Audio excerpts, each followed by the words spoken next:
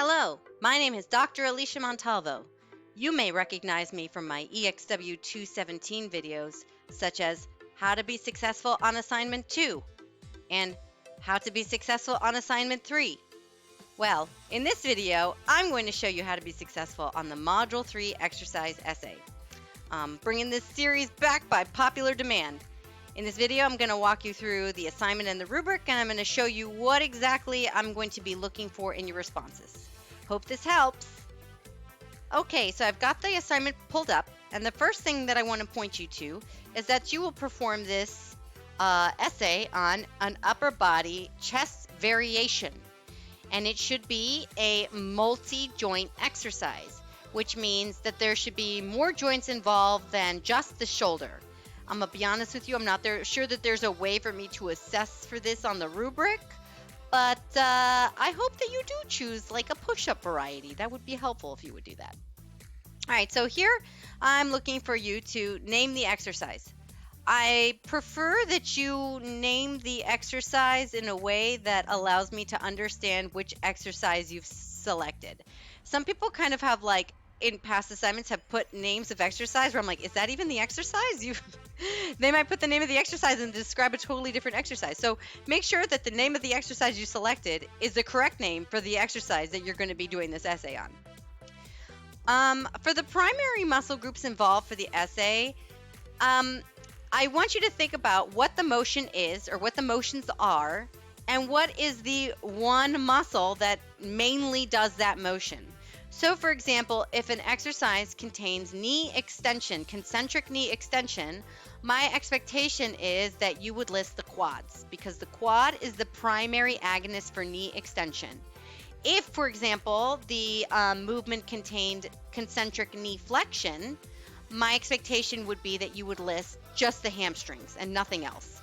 There might be other muscles that do these same movements, but those are the primary ones. Those are the big ones. Those are the ones that actually do most of the heavy lifting, no pun intended. All right. For joints and movements at the joints, I gave a lot of feedback on past assignments about listing concentric and eccentric movement phases. The reason I do this is because this is what you're expected to write down in your responses. So in the instructions, it says, keep in mind that joints move in two directions. That means it needs to go in the concentric phase, and then it needs to go in the eccentric phase. So for example, if I'm doing a knee extension, my agonist is my quads. It will be, my knee will extend in the concentric phase, and it will flex in the eccentric phase. Therefore, if I was writing the joints and the movements at those joints, I would write knee and flexion and extension, or I would write knee flexion and knee extension. If a lot of you missed and you just put, for example, the agonist or the concentric motion, which would be knee extension, if you were to say concentric, knee extension, eccentric, knee flexion, you can ensure that you're getting all of your points. And notice here that I'm saying the joint before I'm saying the movement. I'm concerned that if I don't add the joint to the movement, some of you may forget. You might just be thinking, oh, she's going to know that it's this joint. No, I'm not going to know. You need to show me that you know, and you show me that you know by writing it down. So again, it's best if you say concentric, joint, motion. Eccentric, joint, motion. That will help you get all of your points. And sometimes there's more than one joint involved, so just keep that in mind. Well, there will be more than one joint involved because this is a multi-joint exercise. Okay. Would you classify this exercise as one for beginners, intermediate, advanced, and why? So for the most part, I feel like you guys got this right. I think what I saw the most was people were writing down that exercises were intermediate when they were actually beginner exercises. So for example, a squat with a bar is not actually a beginner exercise.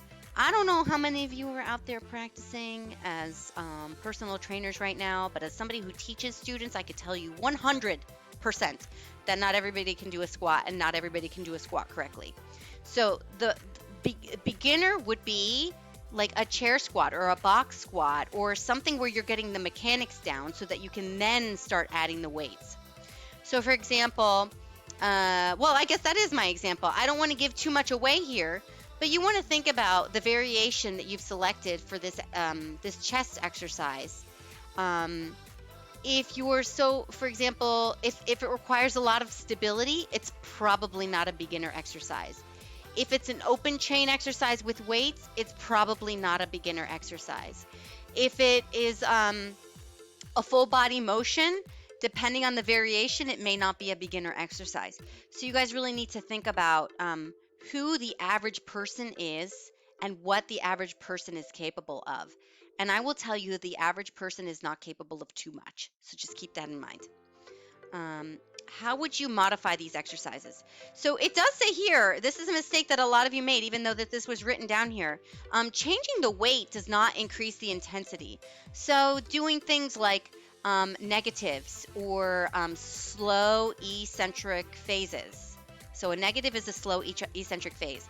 An example of a negative would be like you're doing pull-ups and you've got your chin above the bar and you're letting yourself down very slowly. In that eccentric phase.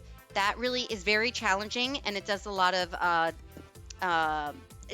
to build muscle strength, muscle, all sorts of muscle, good things. But you have to, after you get yourself accustomed to those motions.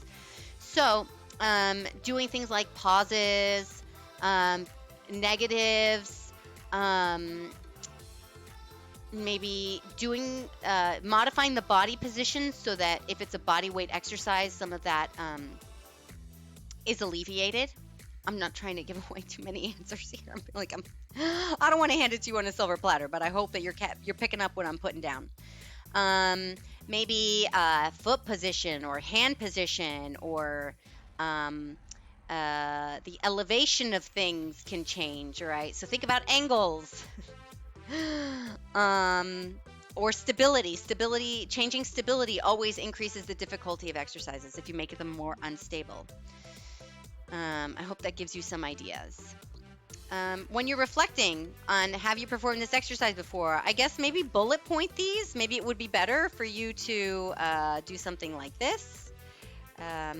It's okay for me if you bullet point exercises, or if you bullet point these essays. They're easier for me to grade if you do not put them in essay format, so then I don't have to hunt and peck for answers. So maybe you want to do something, maybe you want to put your answers like this so that you can make sure that you're answering all the questions and you're not missing anything. Okay, so I'm going to move over to the rubric.